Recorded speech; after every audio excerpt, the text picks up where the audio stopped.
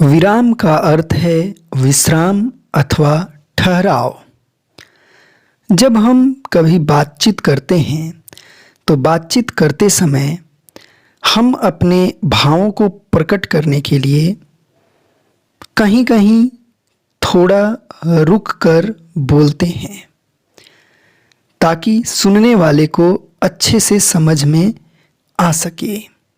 इसे ही विराम कहते हैं। अपने भावों तथा विचारों को स्पष्ट करने के लिए जिन चिन्हों का प्रयोग किया जाता है उन्हें हम विराम चिन्ह कहते हैं। जी हाँ, आज के इस खास वीडियो में हम लोग जानने वाले हैं विराम चिन्हों से परिचय आज के इस वीडियो में दिया जाएगा। स्वागत है आप सभी का आपके अपने YouTube चैनल प्राइमरी के पंख में। आज के इस खास वीडियो में हम पहचानने वाले हैं, जानने वाले हैं, समझने वाले हैं विराम चिन्हों को। तो चलिए शुरू करते हैं।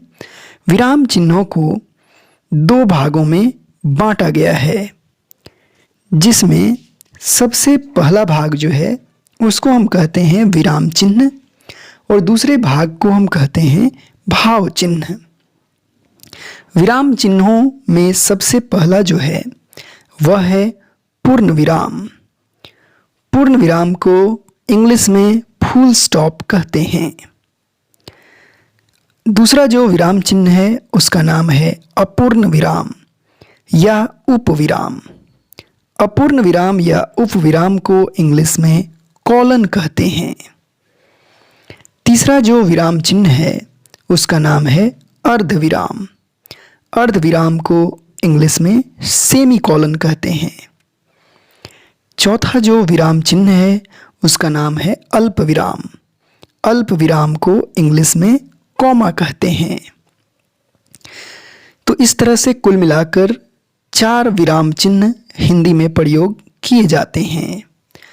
अब हम कुछ भाव चिन्हों को पहचानने की कोशिश करेंगे।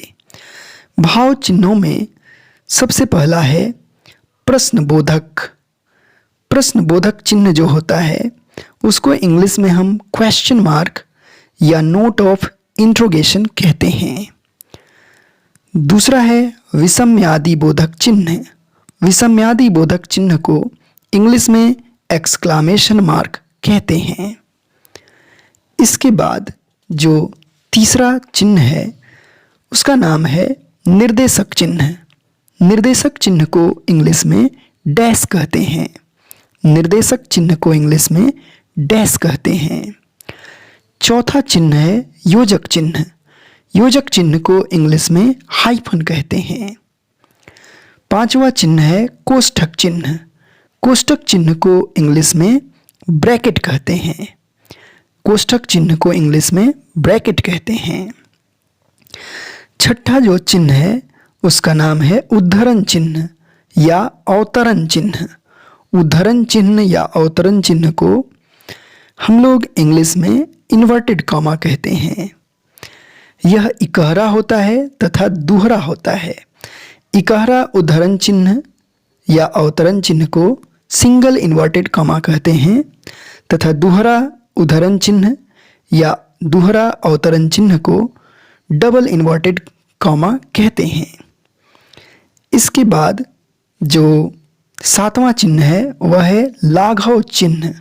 लाघव चिन्ह को शॉर्ट साइन कहते हैं। लाघव चिन्ह को शॉर्ट साइन कहते हैं। इसके बाद जो अगला चिन्ह है उसका नाम है विवरण चिन्ह। विवरण चिन्ह को हम लोग इंग्लिश में कॉलन ही कहते हैं। विवरण चिन्ह को इंग्लिश में कॉलन कहते हैं। इसके बाद अगला जो चिन्ह है उसका नाम है लोप चिन्ह। अगला चिन्ह जो है इसका नाम है लोप चिन्ह। लोप चिन्ह को हिडन मार्क कहा जाता है। Hidden mark. इसके बाद जो अगला चिन्ह है उसका नाम है त्रुटि चिन्ह। इसे काकपद या हंसपद भी कहा जाता है। त्रुटि चिन्ह को काकपद या हंसपद कहा जाता है। इसे इंग्लिश में एरर साइन कहा जाता है, एरर साइन। इसके बाद है जो अगला चिन्ह, उसका नाम है अनुवृत्ति चिन्ह, अनुवृत्ति चिन्ह। अनुवृत्ति चिन्ह को इंग्लिश में डिक्टो कहा जाता है, अनुवृत्ति चिन्ह को इंग्लिश में डिक्टो कहा जाता है। तो इस तरह से आज के इस वीडियो में हमने जाना विराम चिन्हों से परिचय। हमने विराम चिन्हों को दो भागों में बांटा और विराम चिन्ह को दो भागों में बांटते हुए हमने पहले भाग में जाना विराम चिन्हों को और दूसरे भाग में जाना भाव चिन्हों को। अगले वीडियो में हम लोग विराम चिन्हों के प्रयोग को सीखेंगे। मुझे उम्मीद है कि आप हिंदी के सभी विराम चिन्हों से परिचित हो चुके होंगे। तो मिलते हैं अगले वीडियो में विराम चिन्हों के प्रयोग के साथ। तब तक के लिए आप रखिए अपना ख्याल। Good bye.